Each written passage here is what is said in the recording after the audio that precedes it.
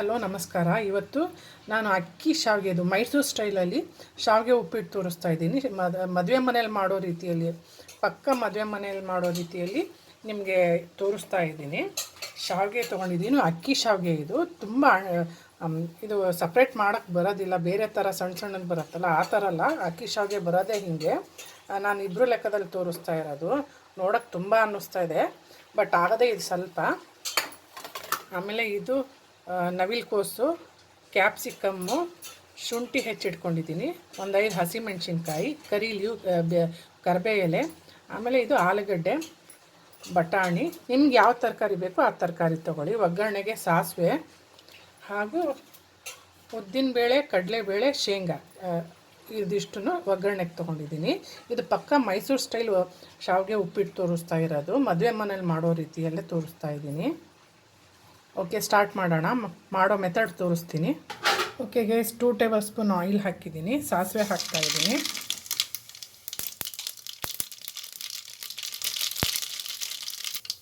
ಈಗ ಶೇಂಗಾ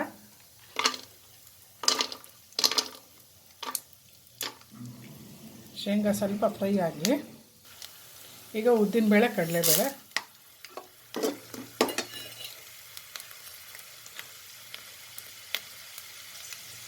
ಕರಿಬೇ ಎಲೆ,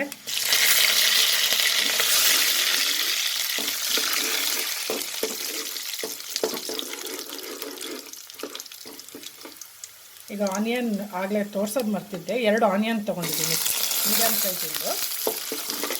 ಸ್ವಲ್ಪ ಫ್ರೈ ಮಾಡ್ಕೊಳ್ಳೋಣ. ಸ್ವಲ್ಪ ಹಸಿ ವಾಸನೆ ಹೋಗಲಿ, ತುಂಬ ಫ್ರೈ ಮಾಡೋಲ್ಲ. ಇದು ಸಾಲ್ಟ್ ಆ್ಯಡ್ ಮಾಡ್ತಾಯಿದ್ದೀನಿ, ಉಪ್ಪು ಟೇಸ್ಟ್ ನೋಡ್ಕೊಂಡು ಹಾಕ್ಕೊಳ್ಳಿ. ಹಸಿಮೆಣ್ಸಿನ್ಕಾಯಿ, ಗ್ರೀನ್ ಚಿಲ್ಲಿ ಹಾಕ್ತಾಯಿದ್ದೀನಿ. ಹಾಗೆ ಈಗ ತರಕಾರಿ ಹೆಚ್ಕೊಂಡಿರೋದು ನವಿಲುಕೋಸು, ಆಲೂಗಡ್ಡೆ, ಕ್ಯಾಪ್ಸಿಕಮ್, ಹಾಗೆ ಬಟಾಣಿ ಪೀಸ್ ಎಲ್ಲನೂ ಈಗ ಒಂದು 5 ನಿಮಿಷ ಬೇಯಕ್ಕೆ ಬಿಡೋಣ. ಫ್ರೈ ಮಾಡಿ ಒಂದು 5 ನಿಮಿಷ ಈ ತರಕಾರಿ ಬೇಯಬೇಕು, ಹಸಿ ವಾಸನೆ ಹೋಗಬೇಕು. ಲಿಡ್ ಮುಚ್ಚುತ್ತಾ ಇದ್ದೀನಿ. ಸಣ್ಣ ಉರಿಯಲ್ಲಿ ಬೇಯಿಸ್ಕೊಳ್ತಾ ಇದ್ದೀನಿ. 5 ನಿಮಿಷ ಆಯಿತು. ಇದು ಅಕ್ಕಿ ಶಾವಿಗೆ ಅಲ್ವಾ, ಹಾಗಾಗಿ ಇದ್ರದ್ದು ಮೆಜರ್ಮೆಂಟ್ ತೊಗೊಳಕ್ಕೆ ಬರೋಲ್ಲ. ಶಾವಿಗೆದು ನೀರಿಂದು ಕೂಡ ಮೆಜರ್ಮೆಂಟ್ ತೊಗೊಳಕ್ಕೆ ಬರೋಲ್ಲ. ಇದು ಅಂದಾಜಲ್ಲಿ ಹಾಕಿ ಮಾಡಬೇಕಾಗತ್ತೆ. ನಾನು ಒಂದು 2 ಲೋಟ ನೀರು ಹಾಕಿದ್ದೀನಿ, ಅಂದಾಜಲ್ಲಿ ಹಾಕಿದ್ದೀನಿ. ಯಾಕಂದರೆ ಅಕ್ಕಿ ಶಾವಿಗೆ ಅಲ್ಲ, ಅದು ಈ ಥರ ಇರುತ್ತೆ ನೋಡಿರಿ, ತೆಳ್ಳಗಿರುತ್ತೆ. ಮದುವೆ ಮನೆಯಲ್ಲೆಲ್ಲ ಯೂಸ್ ಮಾಡೋದೇ ಇದು ಅಕ್ಕಿ ಶಾವಿಗೆ ಅಂತ ಹೇಳಿದ್ರೆ ಶಾಪಲ್ಲಿ ಕೊಡ್ತಾರೆ. ನಿಮ್ಗೆ ಗೊತ್ತೇ ಇರುತ್ತೆ ಮೋಸ್ಟ್ ಪ್ರಾಬಬ್ಲಿ. ಕುದಿ ಬರಲಿ, ಲೆಮನ್ ಜ್ಯೂಸ್ ಹಾಕ್ತೀನಿ.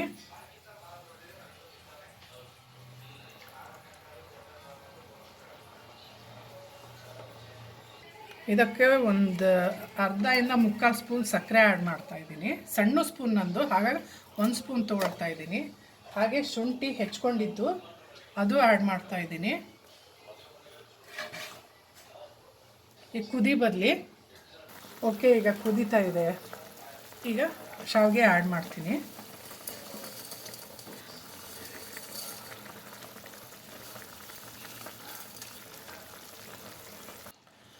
ಸ್ವಲ್ಪನೇ ಹಾಕ್ಕೊಂಡು ಮಿಕ್ಸ್ ಮಾಡ್ಕೊಳ್ಳಿ. ಯಾಕಂದರೆ ಇದು ತುಂಬ ತೆಳ್ಳಗಿರುತ್ತೆ. ಪುಡಿ ಮಾಡಿಕೊಂಡು ಹಾಕೋಬೋದು. ಆಮೇಲೆ ನೀವು ಬಸ್ತ್ ಮಾಡಿಸ್ಕೊಳ್ತೀರಾ ಅಂದರೆ ಅಕ್ಕಿ ಬಸ್ತ್ ಮಾಡ್ತಾರಲ್ಲ ಆ ಥರನೂ ಮಾಡ್ಕೋಬೋದು. ನಾನು ಬಸಿತಿಲ್ಲ, ಇದರಲ್ಲೇ ಮಿಕ್ಸ್ ಮಾಡ್ತಾಯಿದ್ದೀನಿ ನಾನು, ನೀರು ಹಾಕ್ಬಿಟ್ಟು. ಬೇಕು ಅಂದರೆ ಒಂದು ಸ್ವಲ್ಪ ನೀರು ಆ್ಯಡ್ ಮಾಡ್ಕೊಳ್ರಿ. ಇದಕ್ಕೆ ಮೆಜರ್ಮೆಂಟ್ ಗೊತ್ತಾಗಲ್ಲ, ನೋಡ್ಕೊಂಡು ಮಾಡಬೇಕಾಗತ್ತೆ.